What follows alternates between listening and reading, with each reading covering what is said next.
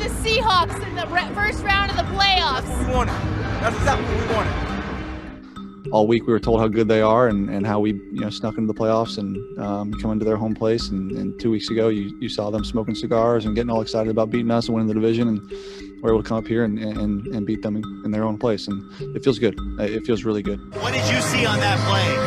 I mean, they just always running away from Jalen.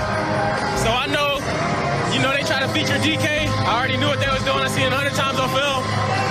Just want to go get it. Yeah, Pete, can you just take us through, I guess, what happened before the fourth down there in the fourth quarter when you guys were going to go for it there? Yeah, we were talking it over and we discussing plays, and I kind of got in the middle of it, and then we got late, and that's why we wound up jumping. We screwed it up. So it just wasn't clear enough. I mean, that's one play, but.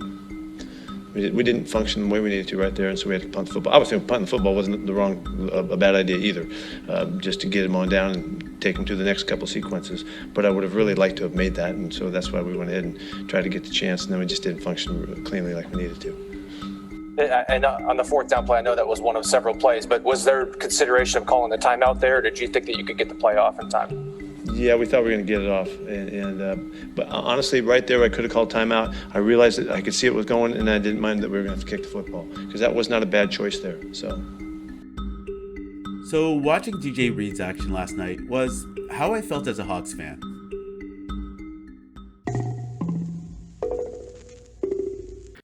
So Russell Wilson and the Seattle Seahawks just lost an embarrassing home playoff game, albeit to a division rival, but the main problem was that the opposing quarterback only had one opposable thumb. On top of that, the manner in which they lost was so troubling. As a fan, this game exposed a lot of problems associated with the offense and, more importantly, coaching in general. And obviously after this devastating loss, you're going to have some factions of the fan base calling for the head of Pete Carroll. But lucky for him, he signed an extension right before the playoffs that'll take him through to the end of the 2025 season. So the 2020 Seahawks campaign was marked by a tale of two halves throughout the season. In the first half, Seattle boasted one of the league's most potent offenses, averaging over 34 points a game, and while that was all dandy, the problem was Seattle was also on pace for one of the worst defenses of all time. Through 8 games, the defense allowed opposing teams to score an average of over 30 points a game, and while injuries attributed to this cause, there was a glaring issue with the pass rush. As a result, Seattle made a trade with the Bengals that brought in pass rusher Carlos Dunlap, and this is when Seattle's defense began to transform into one of the league's best in the second half of the season. But again, the only problem was the offense now began to decline sharply. Russell Wilson uncharacteristically began turning over the ball and struggled mightily to lead the offense like he did in the first half of the season. The team began to rely heavily on the defense to close out games as Wilson just wasn't his normal self. Over the last few seasons, Russ was largely the reason why Seattle was able to win games and make the playoffs for the last 5 seasons. So obviously there were some concerns heading into the playoffs if Wilson was able to get the ball rolling on the offense. So in yesterday's game against the Rams, the former Wisconsin quarterback simply struggled all evening. He was pressured constantly throughout the night as he was sacked a total of 5 times. The Rams' front four essentially manhandled the Seahawks' offensive line, and Wilson finished the game only completing 11 passes for 174 yards with 2 touchdowns and an interception. And in all honesty, this was probably one of the worst games I've seen Russ play in a long time. He had absolutely no time in the pocket and was constantly scrambling, trying to evade the Rams' D linemen. And even when Aaron Donald left the game due to an injury, this did not stop the Rams' pass rush. Moreover, the offense struggled on 3rd and 4th downs as the Rams' defense would simply not let anything go by them. So ultimately, this brings us to Pete Carroll, who's been the head coach of the Seattle Seahawks since 2010 and packs a resume that includes 2 Super Bowl appearances, 1 championship, 5 division titles, 9 playoff appearances, a 112, 63-1 regular season record, and 1 boneheaded play that still irks me to this day. That being said, Carroll's resume speaks for itself. He's a fantastic coach who's been with the organization for 11 seasons, but there's a large group of fans on social media who've criticized the coach, mainly due to the lack of in-game adjustments, play calling, and that god-awful challenge where he wasted a crucial timeout. So going back to the beginning of the video, you heard Darius Williams in his post-game interview basically say that he anticipated the throw to DK as he had seen it time and time again on film. And we all know what happened as Williams picked the ball and ran it in for 6. This was a critical moment of the game, as after the score, Seattle was now down by 10. Anyways, there's a lot of blame on this one play, as DK probably should have moved towards the ball, allowing Swain to clearly block Williams' path for the pick.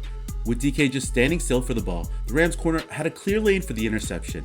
That being said, the Rams clearly did their homework and knew what they had to do against the Seahawks, and this being a division rival and the third game between these two this season, it does beg the question why Seattle isn't able to make those adjustments, especially against a team they know so well. So this ultimately brings us back to coaching and maybe a lack of preparation for the playoffs. On top of that, the utilization of Jamal Adams on the defense simply has to change. Adams is a box safety who's great at stopping the run and getting at quarterbacks, but one-on-one against a receiver of Cooper Kupp's caliber, you're simply asking for trouble. And in the second quarter, we saw Adams left one-on-one against Kupp, who somehow managed to catch the ball. But to be honest, this pass was clearly underthrown, and the safety actually had the positional advantage and probably should have come up with the interception on that play. Moreover, penalties really hurt the offense on a few drives, and considering the Seahawks were up against the league's best defense, every inch mattered. Throughout the game, there were just so many flags, and in the end, this just comes down to coaching. Obviously, it didn't help that the offensive line were no match for the Rams' front four, but there were just too many instances where Russ would be backed into a 1st and 20 or 25, and on one occasion, this was all the way within the Seahawks' 10-yard line. Additionally, Pete really needs to do something about his challenges. Burning timeouts when he challenged whether Goff was over the line of scrimmage prior to throwing the ball, I think everyone watching on television could tell this was simply a boneheaded challenge. And it's really something that's going to haunt the team when it really matters. And then there was a 4th down play where Carroll didn't call a timeout and instead elected to punt the ball the 4th quarter while the team was still trailing. But in the end, I don't put all the blame on Carroll, but being the head coach, the buck does stop with him. I do feel like there needs to be a change in the offensive coordinator, Brian Schottenheimer, as the offense hasn't been able to get anything going since the second half of the season. He hasn't been able to change the offense around as opposing teams began making their adjustments.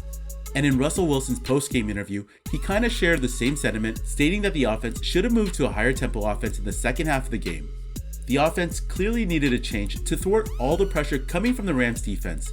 Additionally, Pete Carroll also addressed the issue that he wanted the offense to adapt to the way defenses began to change the way they defended against Seattle.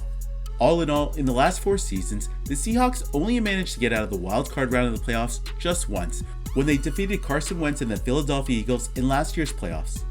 While boasting a fantastic regular season record since 2015, their playoff record has been 3-5, and so basically, there's a lot of people in the Seahawks fan base questioning whether Pete Carroll is becoming like the Mike McCarthy of Green Bay. And if you take a close look between the two teams, there are a lot of comparisons you can draw between the Packers and Seahawks. Both teams since 2010 have maintained a great regular season record and have won their division multiple times. Both have 2 Hall of Fame quarterbacks in Wilson and Rodgers and a great supporting cast, but outside of winning a Super Bowl in the early part of the decade, it feels that both coaches' philosophies may have run stale with their team. When you look at Green Bay after they brought in Matt LaFleur, he's really changed the system there with his schemes and his game planning each week. And like I said earlier, I don't think Pete is the exact issue here. Yes, there are many changes and things that need to be addressed, like finding a new offensive coordinator and giving up control on that side of the ball, in-game adjustments, and more importantly, simply need to work on the game plan. However, as the head coach, the blame will fall on him.